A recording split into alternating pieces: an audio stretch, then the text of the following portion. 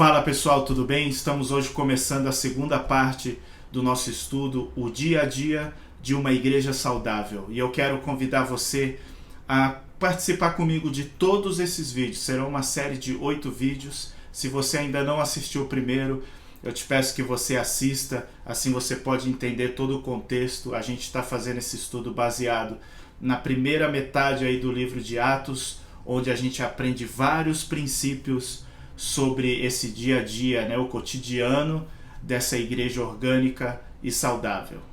Então, antes de começar, quero pedir para você fazer seu comentário, deixar suas perguntas, aquilo que Deus tem falado ao seu coração. Isso é muito importante para mim, isso me edifica e edifica uns aos outros, beleza? Então, eu fico aguardando aí os seus comentários, suas perguntas. Se inscreve também no canal, assim você recebe a notificação. Para quem não sabe, esses vídeos, essa série estará disponível para você toda terça-feira, às 8 horas da noite.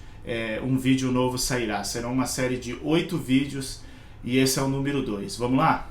Então, olha só, antes da gente entrar propriamente ali no capítulo 2, que é um dos mais famosos da Bíblia, ainda quero compartilhar com você que está no finalzinho do capítulo 1, que é algo que talvez a gente não dá muita importância, porque a gente lê assim rapidamente, é algo mais histórico, mas eu quero deixar esse princípio que tem aqui uma lição muito importante para nós. No Atos capítulo 1, no versículo 15, diz assim: Naqueles dias levantou-se Pedro no meio dos irmãos, era uma assembleia de 120 pessoas, e disse: Irmãos, convia que se cumprisse a escritura, né? E aí ele fala sobre Judas, né? Então ele diz aqui no versículo 21, é necessário, pois, que dos homens que nos acompanharam todo o tempo que Jesus andou entre nós, começando do batismo de João, até o dia que dentre nós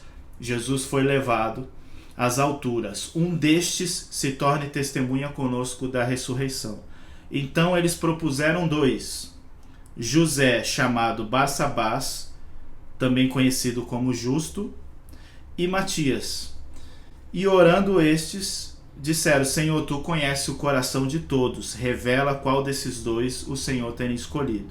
Né? Então aqui diz que eles jogaram sorte e o Senhor disse que era Matias. Então olha só que interessante isso aqui, irmãos. Pedro, né, depois que Jesus subiu aos céus, Pedro reúne a igreja, eram ali aproximadamente 120 pessoas, e diz assim, não temos mais Judas, somos somente 11 apóstolos, a gente precisa colocar alguém no lugar de Judas.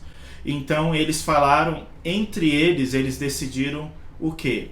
Um senso comum, eles conheciam a palavra, eles conheciam Jesus, os ensinamentos de Jesus, então eles decidiram algumas regras e eles estabeleceram o seguinte: para a pessoa ser um apóstolo como nós, ela tem que ter vivido tudo que nós vivemos.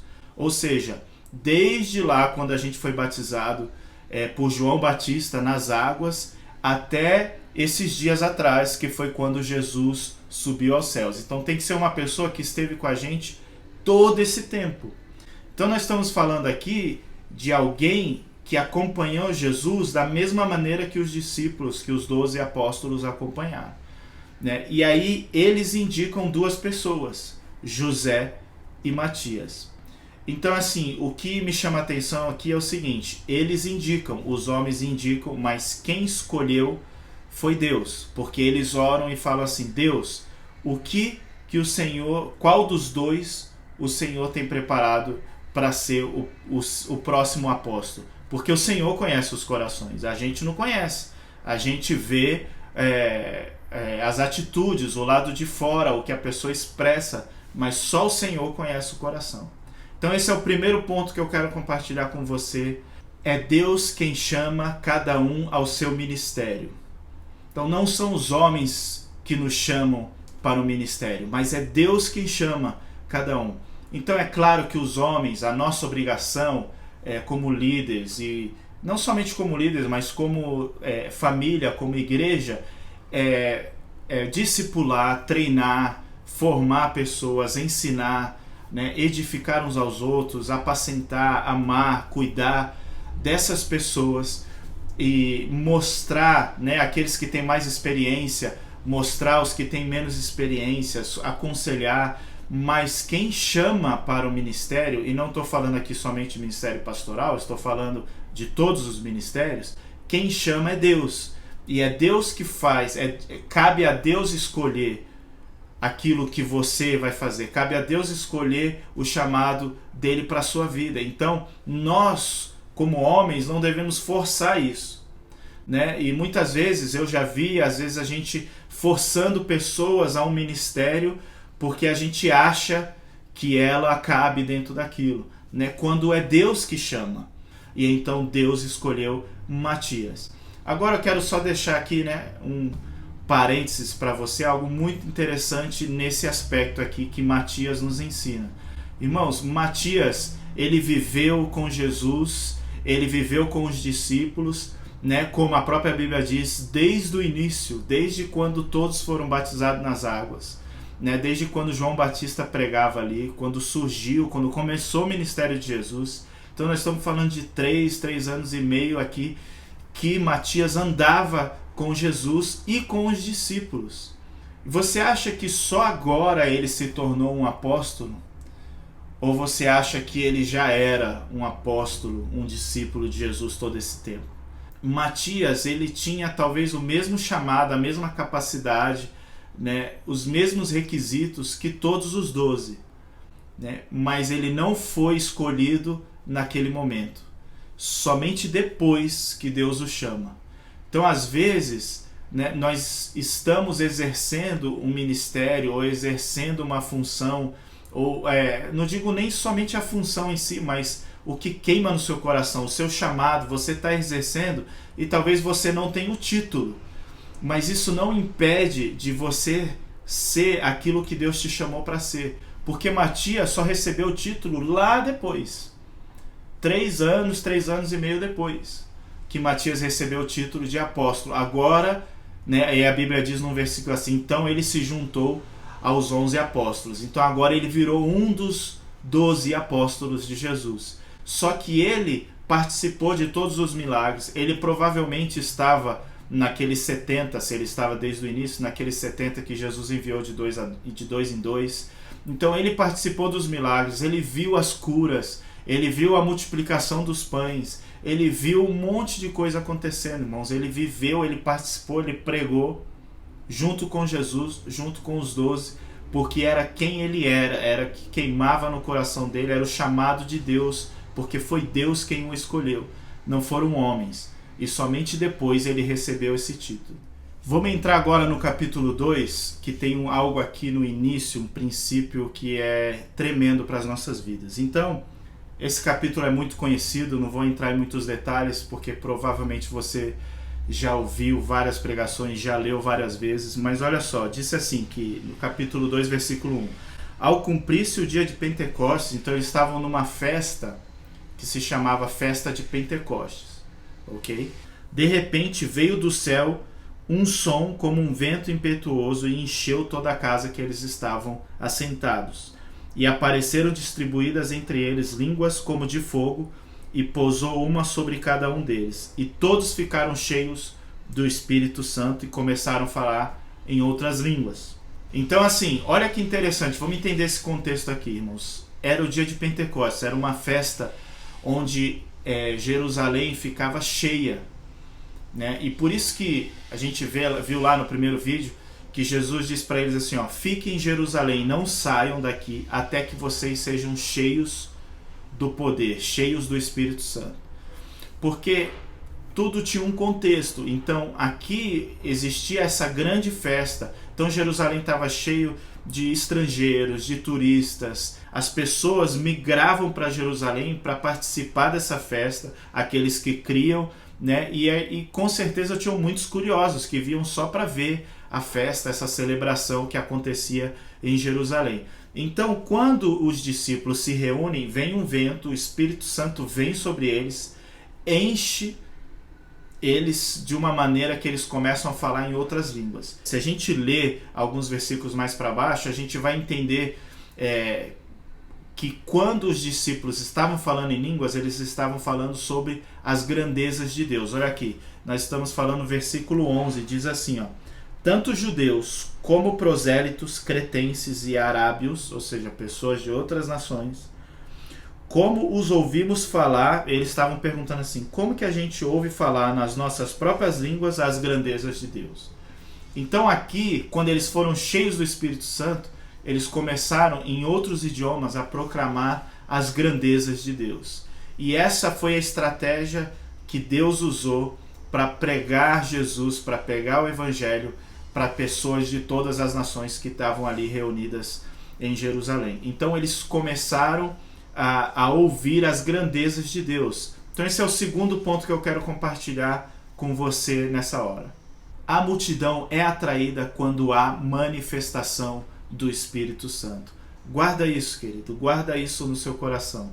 As pessoas são atraídas quando existe a manifestação do Espírito Santo.